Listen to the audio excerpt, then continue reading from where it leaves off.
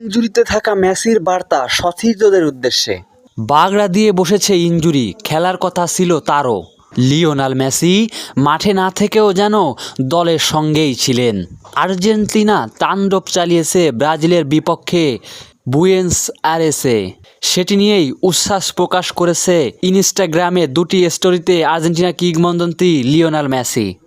বিশ্বকাপ বাছাইয়ের আজ সকালে যে ম্যাচটি হয়েছিল, এমন এক লড়াই, সেখানে আর্জেন্টিনার শক্তিমত্তা আরেকবার দেখিয়েছে বিশ্বকে। লিওনেল স্কানালির দল জিতেছে 4-1 গোল ব্যবধানে। এরই সাথে আর্জেন্টিনা নিশ্চিত করেছে দক্ষিণ আমেরিকার অঞ্চল থেকে প্রথম দল হিসেবে 26-এর বিশ্বকাপ।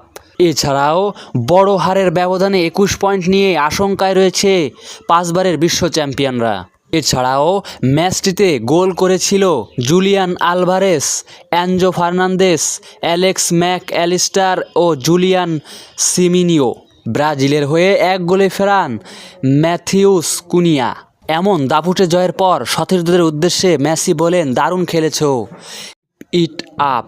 মেসি ইনস্টাগ্রামে দুটি স্টোরি দিয়েছেন ইনজুরির জন্য বিশ্বকাপ বাছাই পর্ব ম্যাচটিতে না থাকায়।